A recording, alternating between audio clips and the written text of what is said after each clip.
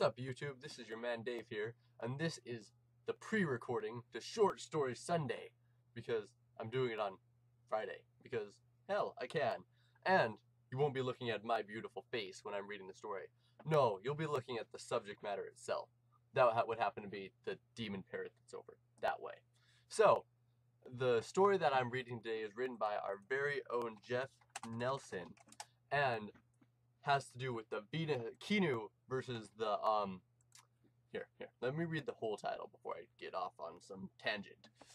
The title is The Demon Triangle Parrot versus the Giant Mutant Venus Flytraps from Mercury. So, that's the intro, and you're going to look at some pictures of the bird here in a second, well, video of the bird, and you'll be listening to some awesome music while I narrate. So, yeah, and you heard the bird a second ago, so, here you go. So yeah, to the story. The Demon Triangle Parrot versus the Giant Mutant Venus Flytraps from Mercury, based on a true story by Jeff Nelson.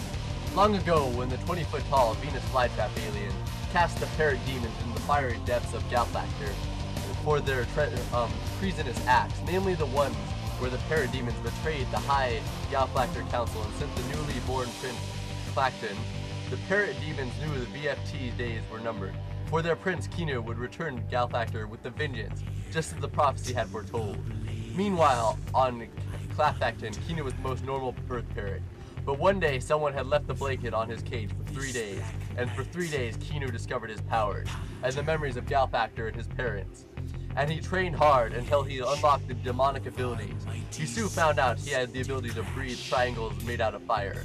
But there were prophets on Earth as well, and they had foreseen Kinu's destructive power and rage. So the prophet commissioned the help of Chuck Norris to use his infinite power to place a seal upon the great Kinu's cage. This made Kinu angry, and his rage, he bit a young child ear off. The Earth Prophet realized after another prophetic episode that this was a mistake, for the VFTs were on their way to Earth. The Prophet arrived at Kinu's cage and tried to negotiate. Kinu replied simply, "Release me, Clactonian. I have a fight to be at." The Prophet realized, though there was great risk, there was little choice. If Kinu were only maybe destroy Earth, the VFTs were definitely going to. And so Chuck Norris roundhouse kicked the seal on the cage, and Kinu ascended into the heavens. In mid-space flight, he encountered an armada of VFT ships. Kinu began to spread his wings, and thus came forth the fire of hell he attained after defeating Satan at the Earth's core back in '65. The VFT ships began to fire seeds, and they instantly turned into fully formed Venus flytrap monsters.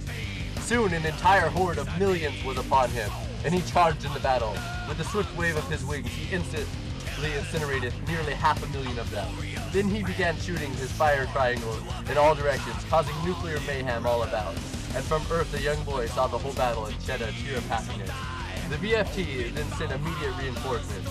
In an instant, nearly 200 billion ships came out of space. The stage was set for a legendary battle, which would be told for millions of generations orally. In a flash of light, Kinu grew into a flaming demon parrot nearly 1,000 feet high. He still seemed outmatched by the forces of the VFT, but actually he wasn't. For suddenly, Kinu began to bite many a flytrap, and as they died, they became infected and turned into Kinu themselves. Now with 100 billion on each side, they waged a bloody battle, and soon Kinu himself came aboard the last remaining VFT ship to be confronted by an enemy unseen until this very moment, for it was God himself. And God waved his arm and released a flood of water into space, extinguishing Kinu's flame. God laughed at Kinu and asked if Kinu had any last words, for they would be recorded into the New Testament of the Bible.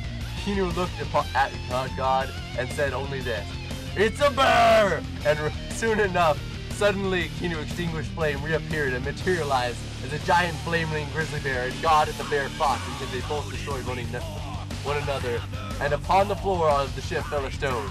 Kinu, now robbed of his powers, picked up the stone. The moment he picked up the stone, the powers of both God and Satan rushed into his body, and Kinu became the ultimate being in the universe, and with an epic guitar solo, he tore open the crust of Galfactor and freed his demon parrot brothers.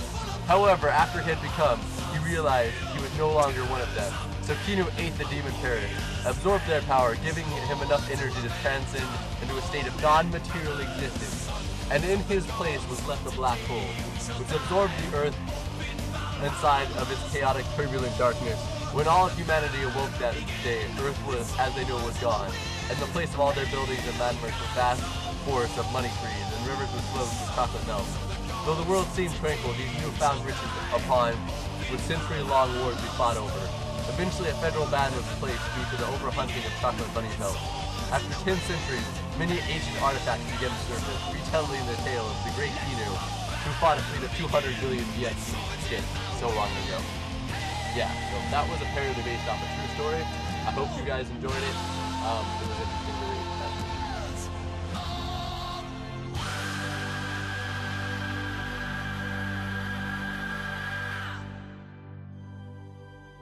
Fish on it and tried to interject God into the political system and all of that, but you were seen as the anomaly. You were seen as the one who was doing it wrong. I look forward to a day like that. Area code 931. Hi, you're on the Thinking Atheist podcast. What's your name? Hey, Steve. All right, what do you have for me? I'm just going to say, just briefly, one thing I've learned is know your material. If you're confronting somebody, but be confident. Don't shrink. Had a Jehovah's Witness call me a couple weeks ago. We had a great and I know that he got the berserker brain.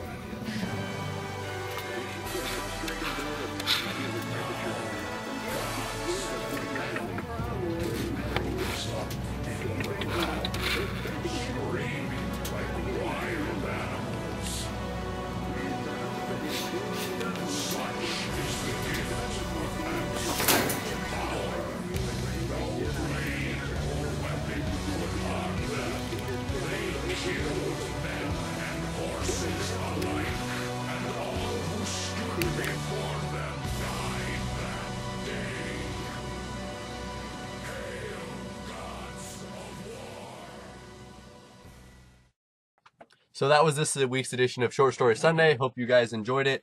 You know, as you can see, we decided to actually try video editing, which is our first time. So give us some slack, give us some constructive criticism, tell us how to do it better. And don't forget to like, fave, and share this. Send it out to all your families and friends and everything. Also, if you want your story to be read on the show, email it to me.